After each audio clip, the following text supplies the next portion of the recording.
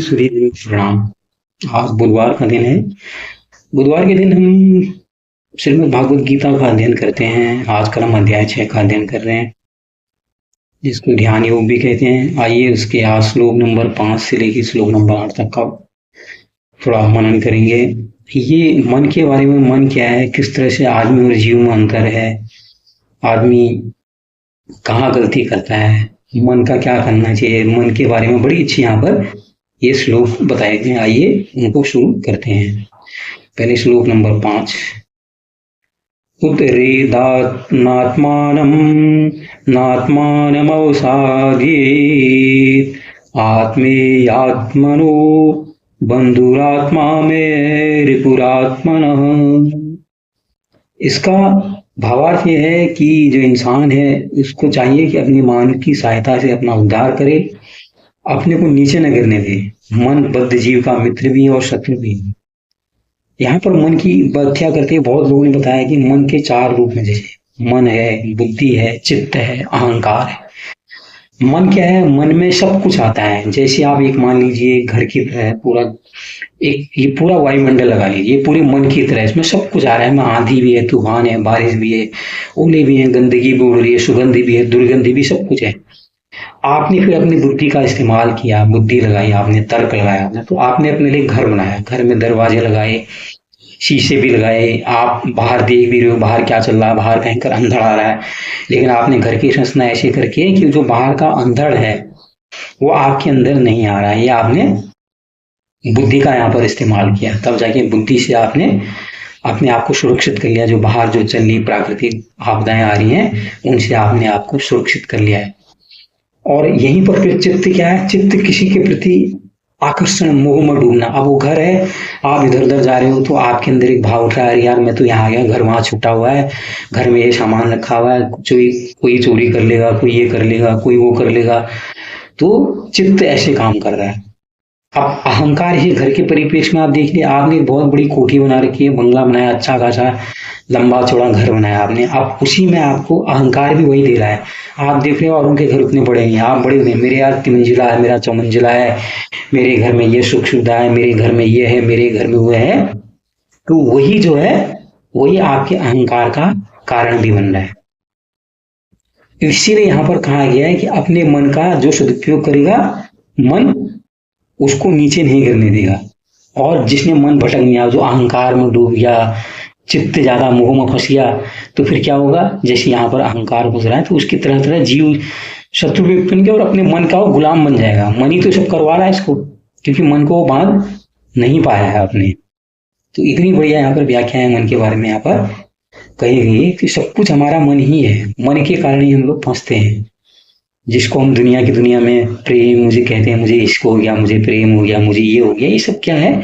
ये सब मन के खेल हैं। मन को आदमी को समझना, बुद्धि लगानी यहाँ पर। जैसे आपने अपने घर को सुरक्षा ही घर बना लिया आपने, बाहरी प्राकृतिक आपदाओं से बचने के लिए, वो है बुद्धि। अपनी बुद्धि का इस्तेमाल करना। बुद्धि आपने इस्तेमाल की तो आप घर के अंदर सुरक्षित हो गए, बाहर प्राकृतिक आपदाओं से अपने अपना बचाव कर लिया। दूसरा है श्लोक नंबर 6। बंधुरात्मा मनस्तस्य येनात्मेव आत्मना जितः अनात्मनस्तु शत्रुत्वे वर्तितात्मेव शत्रुवतः। जिसने मन को जीत लिया है उसके लिए मन सर्वश्रेष्ठ मित्र है, किंतु जो ऐसा नहीं कर पाएगा उसके लिए मन सबसे बड़ा शत्रु बना रहेगा। अब आपने जो सफलता पाते हैं वो कौन लोग? जो अपने मन को कहते हैं, पहले भी आप सुनते हो ना, बच्चों को कहते हैं बेटा मन लगा के पढ़ाई किया कर, कहते हैं मन लगा के किया कर, अपने काम में मन लगाया कर, अपने काम में ध्यान लगाया कर, ये सब तो कहते हैं। यहाँ पर मन है, मन अगर आपका है, आपको मोबाइल में गेम भी खेलने हैं, आपको दोस्तों की याद भी आ रही, नहीं यार मैंने पार्टी का वादा किया है, अगली इतवार को हमको पार्टी में जाना है, हमने फला जगह में टूरिज्म ये करेंगे वो करेंगे, मस्ती करने जाना है, और साथ में आपके एग्जाम भी आ रही है नजदीक में, आप पढ़ भी रहे, मन आपका भटका हुआ है, तो मन आपको वो वांछित परिणाम नहीं देगा जो आपको मिल सकता है।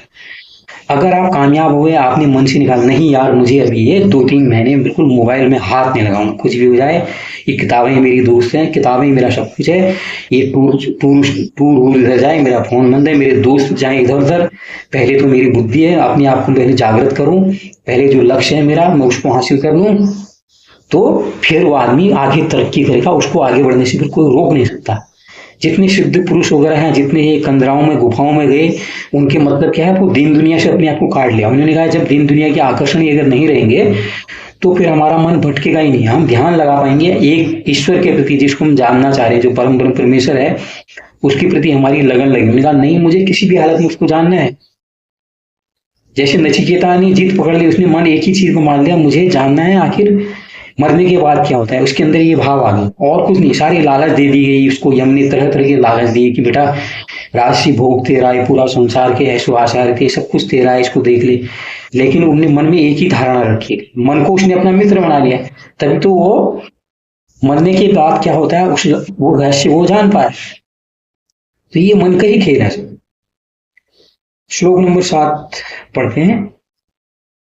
जितात्मनः प्रशान्तस्य परमात्मा समाहितः शीतोष्ण सुख दुखेषु तथा मानयो।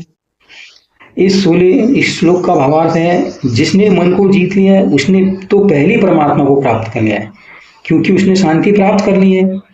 ऐसे पुरुष के लिए सुख दुख सर्दी गर्मी मान अपमान सब एक से हैं। सारा खेल ही तो मन से है। हम लोग आपस में अगर मौसम भी बदल रहा तो उसमें क्या कहते हैं, अरे यार बड़ी ठंड हो रही है यार, आजकल बड़ा गर्म होने लग गया यार। हम एक दूसरे के परसेप्शन चेंज करते हैं, हम अपने मन को प्रभावित कर रहे हैं। मेरा मन दूसरे से प्रभावित हो रहा है, उसकी वजह से मैं एक अजम्पशन बना ले रहा हूँ, एक भावना बना ले रहा हूँ यार ये है। किसी से मिलने जुलने भी हम जाते हैं, कहते हैं यार वो ना वो आदमी है फला, मैं मिला नहीं हूँ आज तक उससे, लेकिन दूसरा कह रहा है अच्छा उससे मिलने जा रहा है, अरे बड़ा बदतमीज आदमी यार, बड़ा ये है। उसके प्रति हमने मन में दुर्भाव बना लिए। तो ऐसा नहीं है, लेकिन अगर हम जाएंगे वही परमात्मा है, वो बड़ा अच्छा आदमी है, वो परमात्मा है, इस भाव से अगर हम जाएंगे, अगर मन में हमने नियंत्रण कर लिया, किसके प्रति दुराग्रह रहेंगे, मन को अपने हिसाब से अगर हम सोचने पर मनन करेंगे तो मन क्या है समझ लो, फिर तो हमको भगवान की प्राप्ति हो गई। फिर उसको कहीं केदारनाथ बद्रीनाथ 4 धाम करने की जरूरत नहीं, क्योंकि मन में प्रभु तो कहते हैं ना, हमारे उपनिषदों में लिखा हुआ है कि भगवान अंदर बैठे हैं मन के, उसको देखो, कहीं जाने की जरूरत नहीं है। मन के भगवान को हमने ढूंढा नहीं, हम तरह तरह के तीर्थ करने गए, फिर भी हमारा वही, हम पैसा चढ़ाए हैं, दान कर रहे हैं, ये ले भैया, कोई जैसे अंबानी वगैरह आदमी करोड़ों करोड़ के दान देते हैं। भगवान कोई वो तो हमारी बनाई हुई है, जो पूंजी करेंसी धन संपत्ति तो इंसान की बनाई हुई है, ये पूरी सृष्टि भगवान की बनाई हुई है।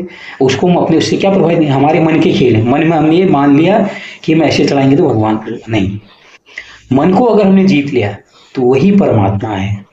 तो उसके लिए फिर उसको कोई दुनिया की ताकत उसको तंग नहीं कर सकती, उसको काटने जाओ मारने जाओ वो एक सा बना रहेगा। श्लोक नंबर 8 जो है अंतिम आज का, उसको पढ़ देते हैं। ज्ञान विज्ञान तृप्तात्मा कूटस्थो विजितेन्द्रियः युक्त इत्युच्यते योगी समलोष्ट्राव समकांचन। इसका भावार्थ है कि जो व्यक्ति आत्म साक्षात्कार को प्राप्त तथा योगी कहलाता है, अपनी अर्जित ज्ञान तथा अनुभूति से पूर्णतः संतुष्ट रहता है, ऐसा व्यक्ति आध्यात्म को प्राप्त तक जितेंद्रिय कहलाता है। वो सभी वस्तुओं चाहे वे कंकड़ हों, पत्थर हों या कि सोना, एक समान देता है। जैसे यहाँ पर भक्त रैदास की कहानी कहते हैं ना कि वो किसी ने उनको एक हीरा भी दे दिया, उन्हें हीरा भी जो है कंकड़ की तरह उसको बाहर फेंक दिया, क्योंकि वो प्रभु भक्ति में भक्त रैदास इतने डूब गए थे कि फिर उन्हें देखा ही नहीं ये पत्थर है या सोना है, ये क्या है, उनके अंदर वो भाव रहा ही नहीं। तो ये लोग हैं जिसने अपने आप को देख लिया, जिसको आत्म साक्षात्कार हो गया कि यार ये तो सारी तुच्छ चीजें सब एक ही तो हैं। उसी मिट्टी से जीव बनाया, उसी मिट्टी से हीरा बनाया, उसी मिट्टी से पत्थर बनाया, उसी मिट्टी से कंकड़ बनाया। जब आपको मूल का पता लग गया तो वो योगी को ही, जिसको आत्मज्ञान है ना, उसको ही इसकी जानकारी हो पाती है कि यार सारी चीजें तो ये मिट्टी से उठ के बनी हुई है। फल फूल भी पैदा हो रहे हैं, आप देख रहे हो, आप बीज एक डाल दो छोटा सा, बाकी तो मिट्टी से पोषक तत्व, लेकिन मिट्टी तो उसको फल बना रही है। उसमें पपीता बना, उसमें आम अमरूद मेवे तरह तरह के काजू बादाम सब वो मिट्टी से ऊपर को उठ के आ रही है। लेकिन जब जो आदमी जागृत हो जाता है उसको पता लगता है कि सिर्फ देह की पूर्ति के लिए सारे फल फूल हैं, देह को चलाए रखने के लिए हमको ये सारी चीजें चाहिए।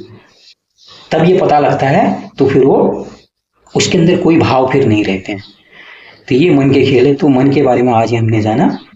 अगले हफ्ते फिर और नए श्लोक से। बहुत बहुत धन्यवाद। नमस्कार। अदब।